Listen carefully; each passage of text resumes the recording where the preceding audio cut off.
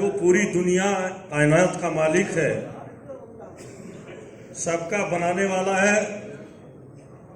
जिसके बगैर पत्ता भी नहीं हिलता है, उनके नाम से अपनी बात शुरू करना चाहता हूं और तमाम उन महापुरुषों को जो अगड़े पिछड़े दलित मुस्लिम समाजों में जन्मे लोग हैं, जिन्होंने वक्त वक्त पर आकर के दुनिया को रहनुमाई करने का काम किया है और वो आज हमारे बीच में नहीं है, उनको मैं अपनी खिराज इज़्ज़त पेश करता हूं। यहां पर उपस्थित बुजुर्गों, नौजवान साथियों, ये आप तमाम सब साथियों को यहां मालूम है, जितने साथी यहां आए हैं, कि आज देश और प्रदेश एक ऐसी हालात से गुजर रहा है कि हिंदुस्तान की आजादी से, और आजादी से नहीं हजारों साल से भी हमारे मुल्क के अंदर ऐसी त्रासदी देखने को नहीं मिली जैसी त्रासदी आज देखने को मिल रही है। कि जब मुल्क का रहने वाला आदमी ही सुरक्षित ना हो और मुल्क के चलाने वाले लोग भी ये कहने पर मजबूर हो जाए कि हमें कोई काम नहीं करने दे रहा है, जब मुल्क के अंदर रंगों को बांट करके, पोशाकों को बांट करके सरकारें चलाने का काम किया जाता हो, तो उस मुल्क के हालात क्या होंगे ये आप बहुत अच्छी तरीके से जानते हो और समझते हैं। कुछ ऐसे लोग आज मुल्क के ऊपर काबिज हो गए, प्रदेश के ऊपर काबिज हो गए हैं, कि जिन लोगों ने कभी भी एक मिनट और एक सेकंड के लिए भी अपनी ना तो सीमाओं के बारे में सोचा, ना अपने देश में रहने वाले किसी व्यक्ति के बारे में सोचने का काम किया, ना कभी किसी की भूख के बारे में सोचा, ना कभी किसी के रोजगार के बारे में सोचने का काम किया। वो लोग आज इस देश और प्रदेश के मालिक हैं, बादशाह हैं, और वो बादशाह बनाने में भी हमारा और आपका भी कहीं ना कहीं हाथ है।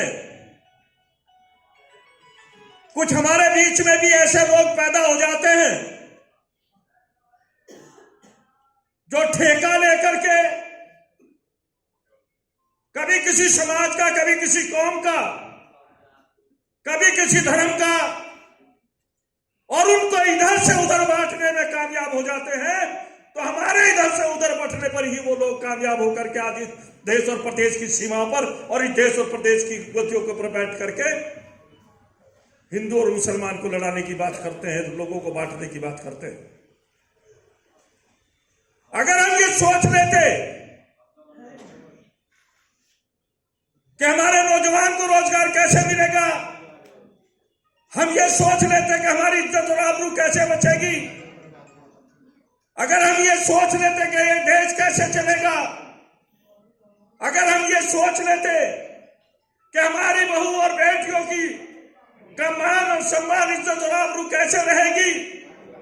और अगर हम ये सोच लेते कि यहां पर भाईचारा कायम रहेगा, तो मैं ईमानदारी से कहना चाहता हूं कि इस देश और प्रदेश के अंदर वो अनासिर का अनासिर, वो ऐसे लोग जिनका एक मिनट भी योगदान इस देश के लिए नहीं है, वो इस देश की गद्दी के ऊपर बैठने का काम ना करते, तो हमारी गलती के कारण वो इस देश की गद्दी के ऊपर बैठने का काम हुआ है। आप सबको मालूम है कि लोकतंत्र के अंदर सबसे बड़ी ताकत वोट होती है, और जो कौम, जो समाज अपने वोट की ताकत नहीं समझता, वो कौम, वो समाज हमेशा तबाह और बर्बाद हो जाया करता है। अगर वोट की ताकत किसी ने नहीं समझी, तो 85% लोगों ने अपने वोट की ताकत को समझने का काम नहीं किया, और 85% लोग 15% के काम आ गए।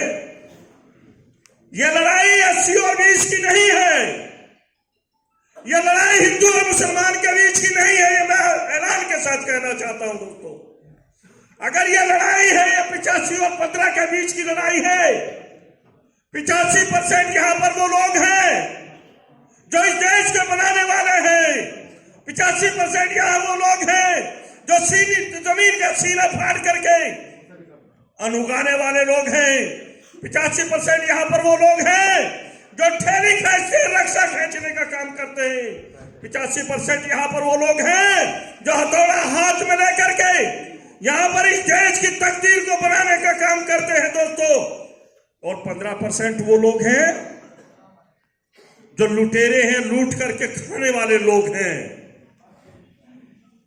आज से 8 साल पहले, 7.5 साल पहले एक व्यक्ति गुजरात से चल करके आता है और कहता है कि मैं देश का प्रधानमंत्री नहीं बनना चाहता, मैं देश का चौकीदार बनना चाहता हूं। और ऐसा चौकीदार बनना चाहता हूं दोस्तों कि जो न खाऊंगा और न खाने दूंगा।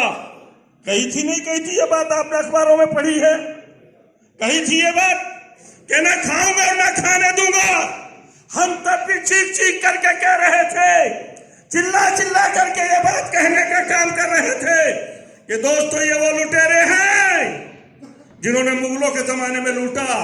जिन्होंने शिक्षा कंपनी के जमाने में लूटा, जिन्होंने अंग्रेजों के जमाने में लूटने का काम किया है। और ये आज भी आप लोग को लूटने की बात करते हैं। ये इनकी चौकीदारी में देश की सीमाएं सुरक्षित नहीं रहेंगी, ये बार बार कहने का काम किया था, लेकिन लोगों की समझ में नहीं आया और आप बट करके रहने का काम कर दिया आप लोगों ने। साथियों, तो मैं कहना चाहता हूं ये 15% लोग वो हैं। लॉकडाउन लगा, अभी 1 साल से लगा हुआ है, 1.5 साल से लोगों की आमदनी घटी है, लोगों की रोजी और रोटी के अंदर कसारा पैदा हुआ है, आपकी आमदनी घटने का काम हुआ है। लेकिन 15% लोगों की आमदनी 600 गुना कैसे बढ़ गई? अरे जब आपकी आमदनी घटी है तो 15% लोगों की आमदनी कहां से बढ़ने का काम हुआ है? इसलिए दोस्तों मैं आपसे कहना चाहता हूं, बड़े अदब के साथ आपसे गुजारिश करना चाहता हूं कि आज मौका और वक्त है आपके हाथ में। अगर इस मौके को फिर आपने कभी मेरे नाम पर, कभी मसूद भाई के नाम पर, कभी मज़ाहिर मुखिया हमारे साथी आए हैं, मैं इनकी मुबारकबाद भी देता हूं और इनका खैर मकदम भी करता हूं। कभी इनके नाम पर, कभी किसी दूसरे आदमी के नाम पर, कभी किसी के रोने के नाम पर, कभी किसी की आंसुओं के नाम पर, कभी किसी की क़यादत के नाम पर, कभी किसी की लीडरशिप के नाम पर अगर आपने बटने का काम कर दिया दोस्तों, कहना चाहता हूं फिर 5 साल आपको पछताना पड़ेगा। इस प्रदेश के अंदर सीधी लड़ाई समाजवादी पार्टी और भारतीय जनता पार्टी के बीच है और यहाँ पर कोई लड़ाई नहीं है। हमें यह नहीं देखना है कि कौन कैंडिडेट आया है, कौन कैंडिडेट नहीं आया है। हमें तो केवल और केवल ये देखना है कि भारतीय जनता पार्टी जो लोगों को कहती है कि जालीदार टोपी और छेकदार लुंगी जो लोगों को बांटती है, रंगों पर बांटने का काम करती है। सर्व समाज के लोग 85% लोग खड़े होकर के इनकलाब का नारा लगा करके उनको हराने का काम कर दो और समाजवादी पार्टी को जिताने का काम करो।